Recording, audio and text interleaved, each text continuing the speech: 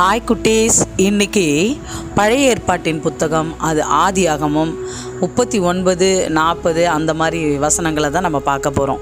இதில் யாரை பற்றி பார்க்க போகிறோன்னா யோசேப்பை பற்றி உங்களுக்கு அநேக காரியங்கள் தெரியும் தானே.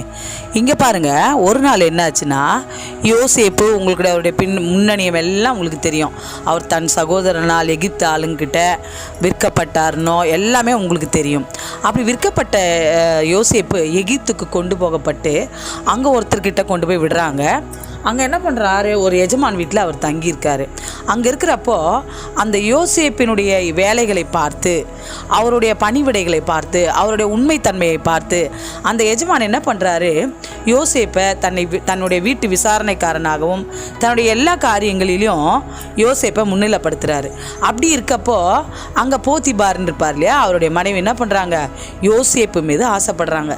ஏன் நம்ம கணவர் வேணாம், நம்ம யோசேப்பை கட்டிக்கலாம் அப்படின்னு சொல்லிட்டு அவர்கிட்ட என்ன பண்ணுறாங்க, என்னை நீங்கள் கல்யாணம் கட்டிங்க அப்படி இப்படின்னு சொல்லி ஒரு தப்பான நிலைமைக்கு கொண்டு போகிறாங்க யோசேப்பை.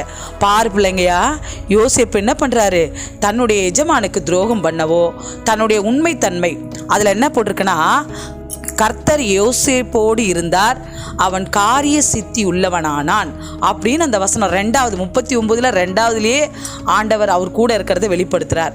அப்போ ஒரு நாள் என்ன பண்ணுறாங்க, யோசேப்பு அந்த அம்மா தனியாக இருக்கப்போ யோசேப்பு போகிறப்போ இவன் கூட எப்படியாவது இருக்கணும்னு சொல்லிட்டு அந்த யோசேப்பை கூப்பிடுறாங்க. கூப்பிட்ட உடனே அவன் என்ன பண்ணுறான், என் எஜமான் எல்லாத்தையும் என்கிட்ட ஒப்படைச்சிருக்காரு, ஆனால் அதை நான் தப்பாக பயன்படுத்தவோ எஜமானுக்கு துரோகம் பண்ணவோ விரும்பலைன்னு சொல்லிட்டு அங்கேருந்து ஓடுறாரு பிள்ளைங்களா.